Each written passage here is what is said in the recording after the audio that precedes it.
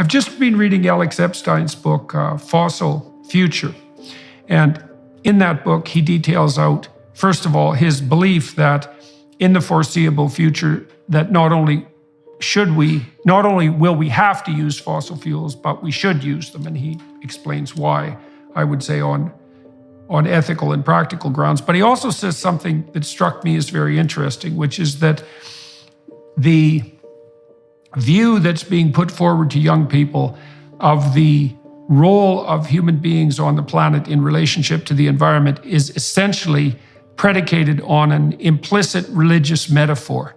And I want to lay out the metaphor, and I want to lay out why I think his claim that it's a religious metaphor is technically correct. So the story is something like this. The planet is fragile and virginal and continually pillaged. The pillaging forces are the patriarchy, essentially, the social structure. It's a masculine metaphor. The social structure is viewed as a force that's nothing but devouring and negative. And so you have nature, you have culture. Nature's all positive, culture's all negative. Then you have the individual, also part of the story. And the individual is basically characterized as some combination of predator and parasite. And so the reason that's a religious story, as far as I can tell, is this is complicated, but I'd like to be able to lay it out. When I wrote my book in 1999 called Maps of Meaning, it struck me that the basic cognitive and perceptual categories were something like chaos, order, and the process that mediates between them. I looked at a lot of mythological work, a lot of religious writing across multiple cultures, and tried to look at the correspondence between that and certain neuropsychological models that were being built, including models of hemispheric processing. So our hemispheres are set up in some real sense so that the right hemisphere processes novelty and chaos and possibility, and the left hemisphere imposes order.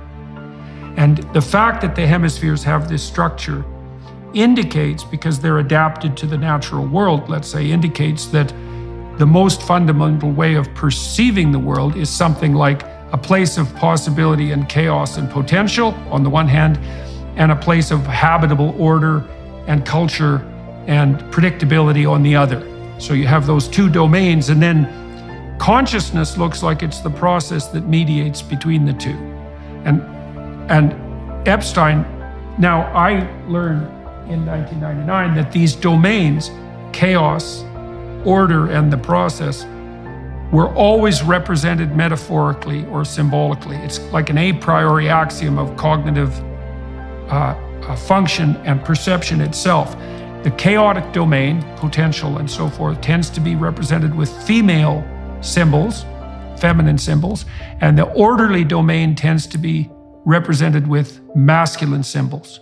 And so you can see how this plays out in the modern world, because you have Mother Nature, who's virginal and fragile, being raped by the catastrophic patriarchy. And you can see those metaphors lurking underneath, right? There's the positive female, the negative male on the cultural front, and then you have to lay the individual on top of that. And the individual in that story, positive feminine, negative masculine, is also represented negatively. Now, that's a very compelling story because it does cover all the domains of existence. And there is a beautiful and plentiful and positive element of untrammeled nature, let's say, and there is a tyrannical and predatory aspect of culture, and the individual can be a destructive, parasitical, and predatory force, but that's only half the story, and that's the problem.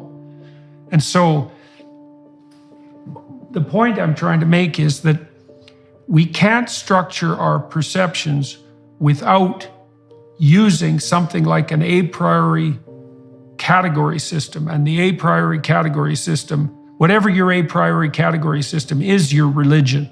It functions in exactly the same way. And we have a religion now that's focused on nature worship, the derogation of culture, and the damnation of the individual. And that's the story that's being told to young people, right?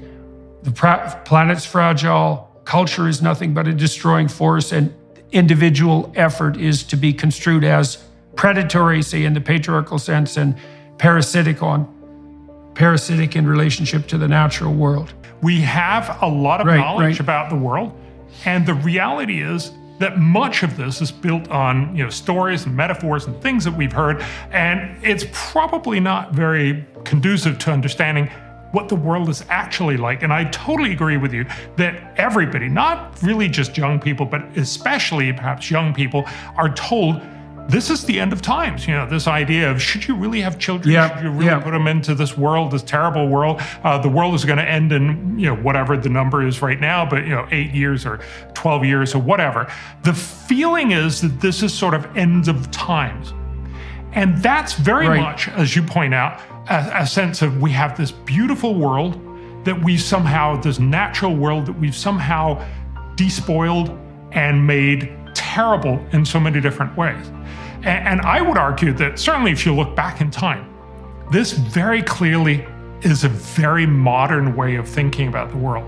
200-300 years ago, we were terrified of nature because we really worried about the wolves out there. We were terrified about nature in the sense that it would kill us in all kinds of ways. Just think about one of the things I'll talk about a little later, smallpox. A disease that we've eradicated in 1978. But even in the 20th century, it killed about 300 million people. So, it killed a couple of, somewhere up to 5 million people every year. This is a terrible disease, and it was not the only disease that you were struck with. This killed royalty and everybody else. Nature used to be terrible. What has happened is that we have actually found a way to live such that we can now say we like nature, we love nature, we want to set aside lots of nature. Remember, most of European nations, for instance, cut down most of their forest to build navies, to fight each other. But the fundamental point is, you get reforestation when you're rich, when you're well off, when you can actually deal with the issues. And so again, that tells you something that I think is incredibly important if we're actually going to have a good conversation. It is that you need to understand, overall, things are moving in the right direction, and that we're much better off, with just one statistic. If you look at the number of people that die from climate-related disasters, so these are the disasters that we hear about all the time, floods, droughts, storms, wildfires, extreme temperatures, those kinds of things. We have pretty good data for that. We certainly have good data for the last 100 years. How many people die every year? Well, it turns out that in the 1920s, about 500,000 people died each year from those disasters. That's a terrible outcome of the world. How many people die today? If you ask most young people, if you ask most people in the world, they'll probably think that number has gone up, and it's just worse and worse. Nothing could be further from the truth. Last year, so the last full year that we have, 2021, less than 7,000 people died. We've seen a decline of more than 99%. Why? It's got nothing to do with climate. It's not because climate has gotten better or indeed really worse. We can't really tell in most of these impacts. There's a few of them we can, but mostly we can't. What has changed is our ability to handle it. That's why we don't die from smallpox.